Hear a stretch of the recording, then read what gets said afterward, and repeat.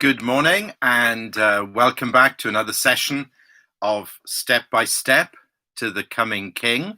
As you know, if you're joining us in this particular part of the series, it's in three parts, as some of you will know, and we're getting to the end now. So in this third part, we are going back to the beginning and we are looking into the sort of foundations of the Christian faith. But really the foundations of everything, the foundations of all reality, because we begin now with creation and we begin with the fall, and we look, as we're doing this week, at the early chapters of Genesis, and they're all a preparation. They're all laying a foundation. Really, without these foundations in place, we can't build the house, or we won't understand how and why the house is being built. And there are some great foundational issues here for us to bear in mind. One of them is this. I think for many people, life seems very confusing.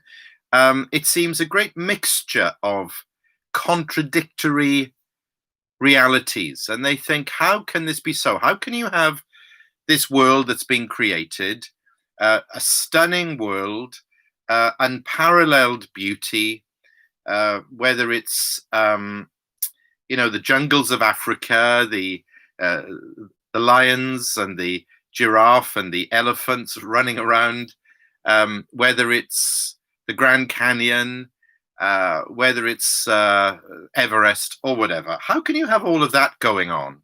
And parallel beauty. We're not even moving beyond this planet now. We're not even looking at the stars or the universe or traveling to other planets. How can you have all that and then at the same time have tornadoes, have earthquakes, have a pandemic?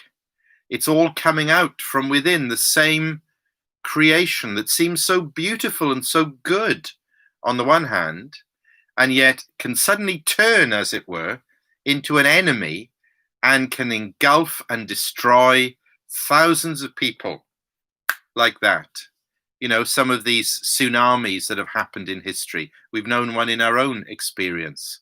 Within a very short space of time, minutes if not hours, tens of thousands of people snuffed out, and unimaginable destruction coming to a little part of this planet. How can that be?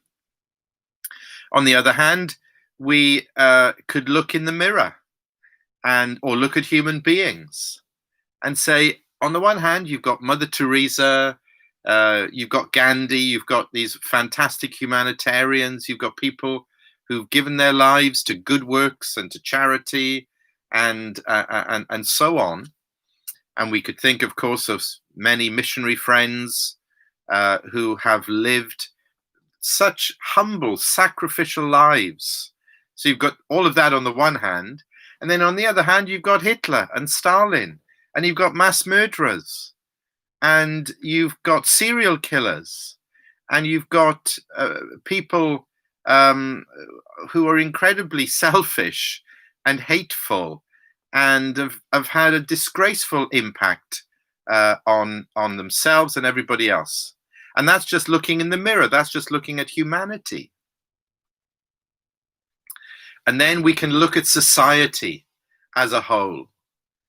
And we can think of places in the world where there's been great harmony, great hope. We think of institutions that are set up to celebrate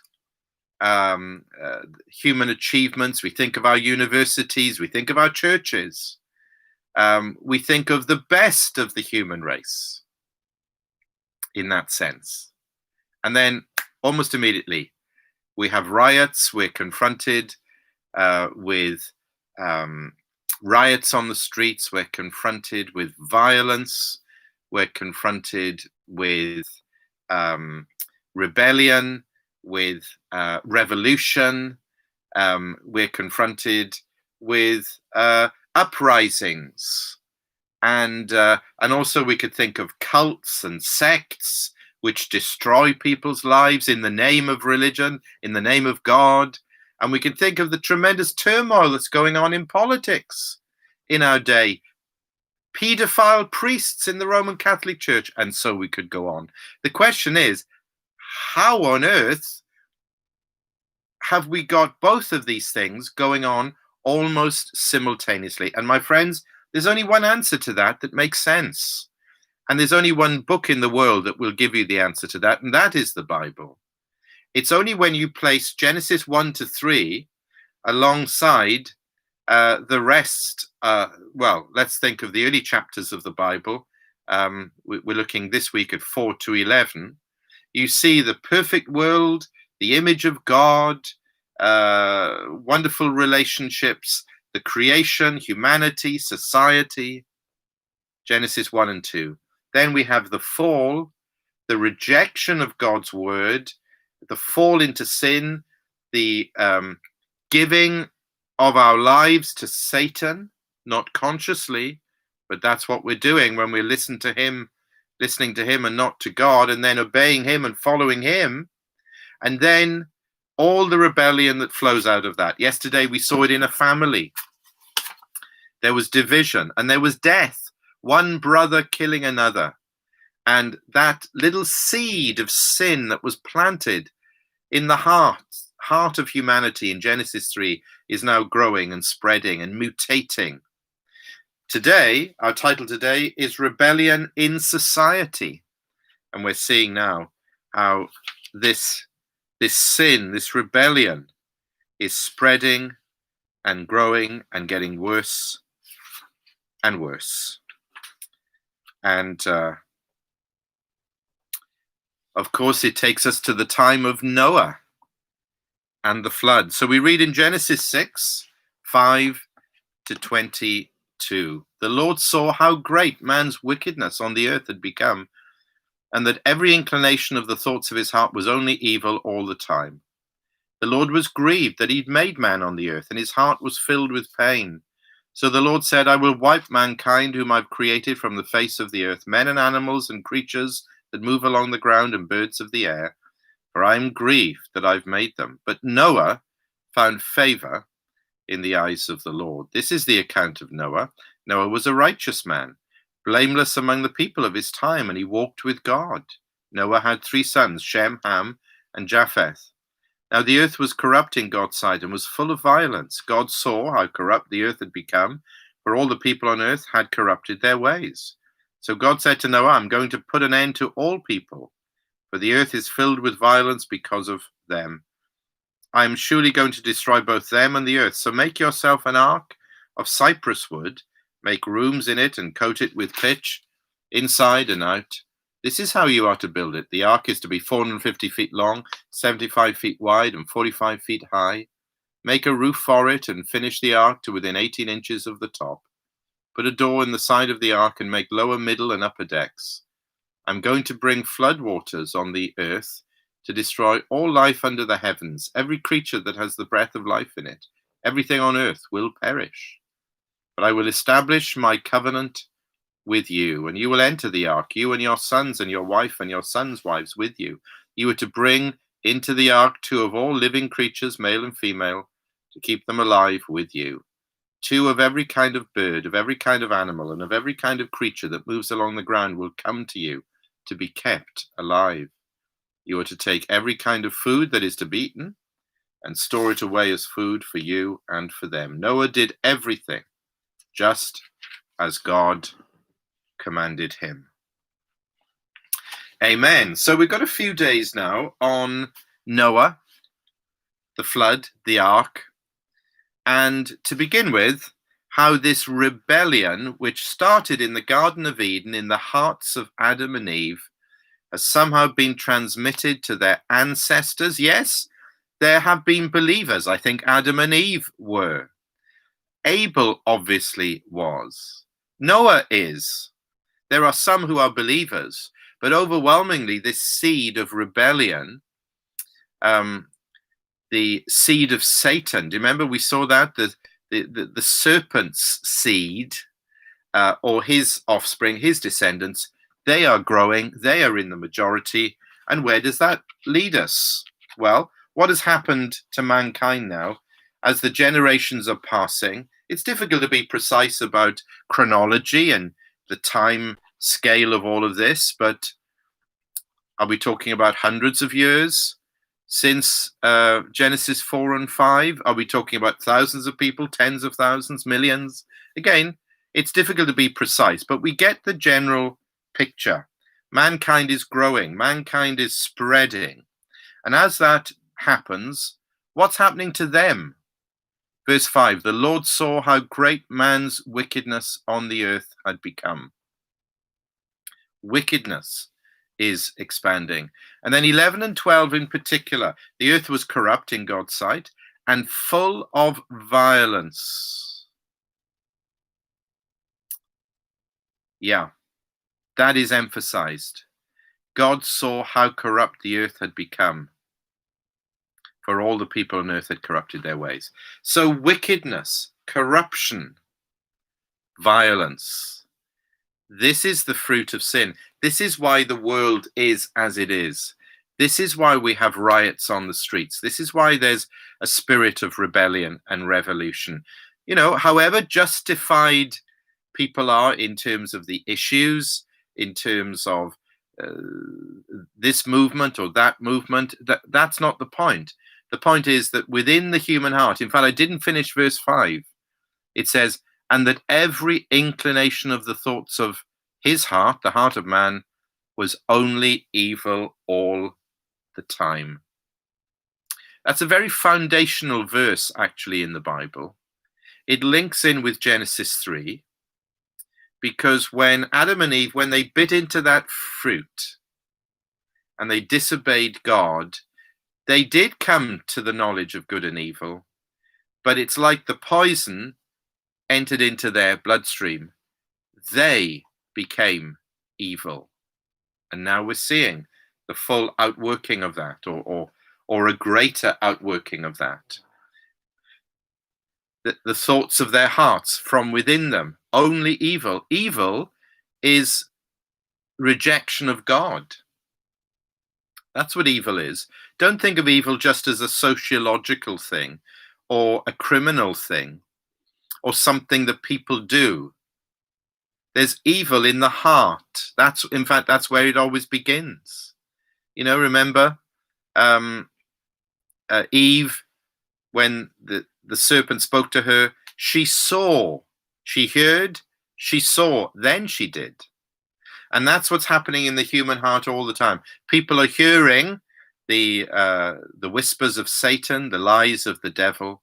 They are hearing, they are seeing, and within their minds, there is this evil realm, and it's evil because God has been rejected from it. That's the source of the problem.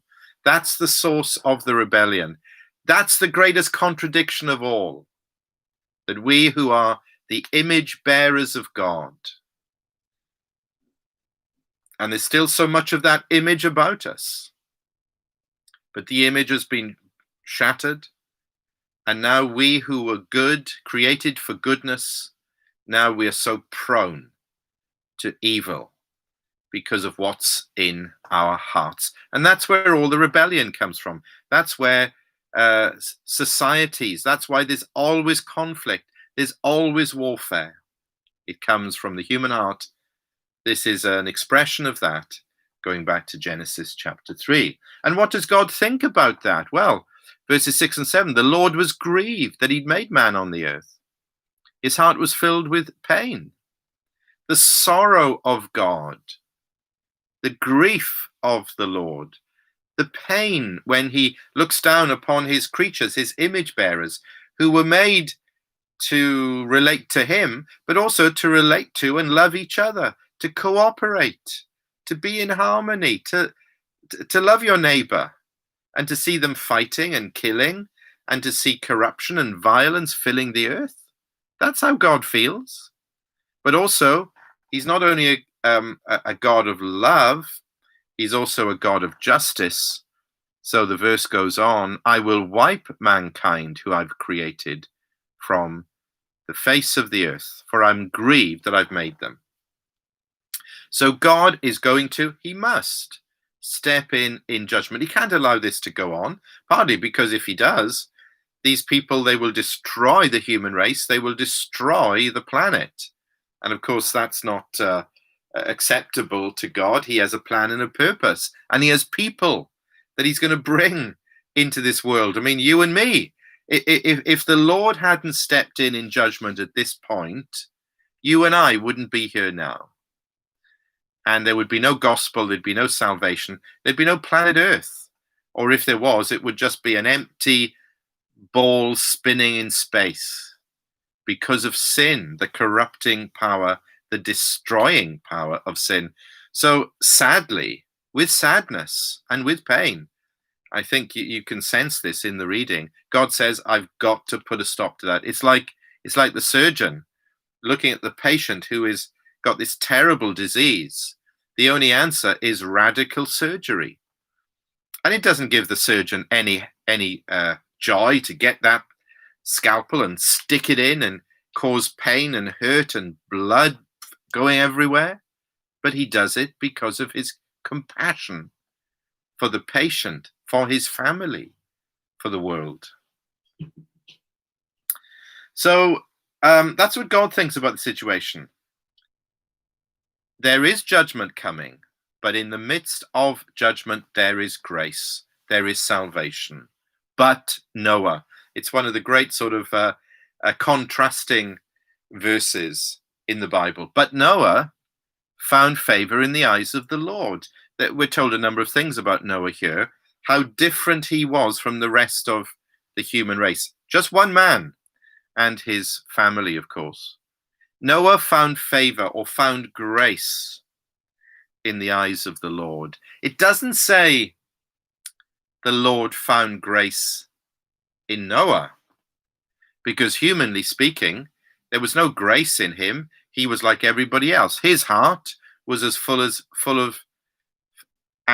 of evil as anybody and everybody else.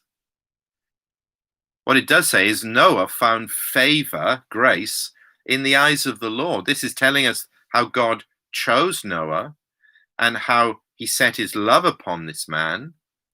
And that is expressed in the beautiful word favor or grace. And then, because God had taken hold of him, he changed him. He made him his man. Verse 9, a righteous man, blameless among the people of his time. He walked with God. Please don't think that God had favor on Noah or chose Noah because of these things. That is not the right way round at all. That's not what the Bible teaches. That's a kind of salvation by works. No, salvation is by grace through faith. Grace means we always begin with God. God always takes the initiative. Any good thing in this wicked world now begins with and comes from God. And that's how we must think about Noah. He found favor in the eyes of the Lord, and therefore these other qualities flowed out of his life. This man is a real believer.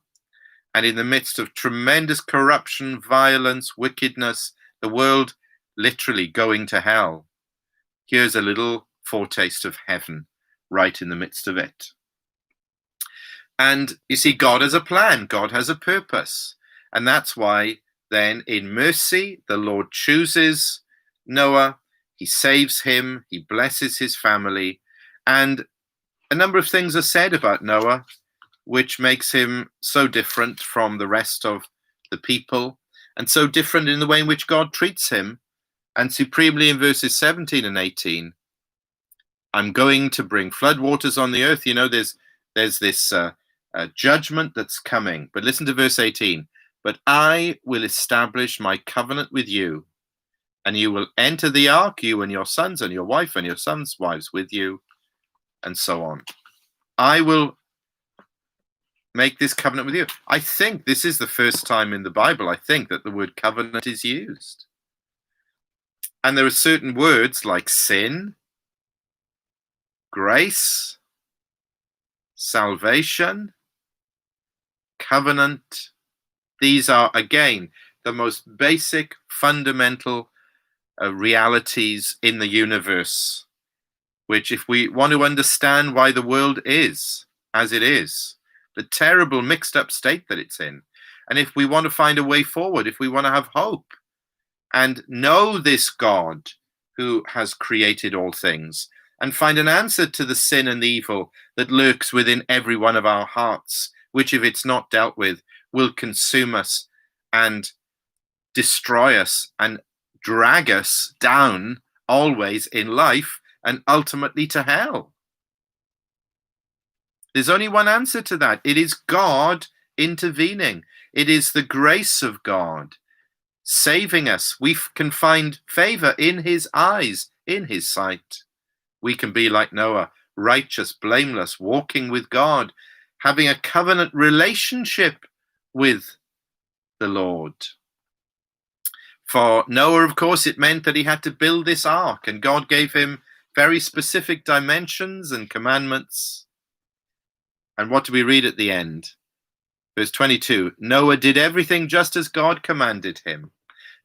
Most of the people, all of the people, apart from Noah and his family at this time, were doing the exact opposite to what God had commanded. They knew the will of the Lord. They knew the commandments, and they were going their own way, doing their own thing. The evil that was resident within them was taking over. What does that look like? Well, look around you at the world today, at the corruption, the violence, the eruptions, the rebellions, the rioting, and so on. That's what it looks like. But Noah was different. And God had a special plan and purpose for him, because he had a special plan and purpose for the world. Without this happening to Noah at this time, and without him being absolutely obedient, there's no way that we would be here today. The planet, I don't think, would exist. And through Noah, and through the storyline of Noah, ultimately the Savior will come. But the point, just to note as we close, is that Noah obeyed. Faith, real faith. This man is a real believer. Involves obedience. In Hebrews 11 and verse 7, it says this, and I'll finish with this. By faith, Noah, when warned about things not yet seen, in holy fear built an ark to save his family. By his faith, he condemned the world and became heir of the righteousness that comes by faith. My friends, God bless you, and I look forward to seeing you again this time tomorrow.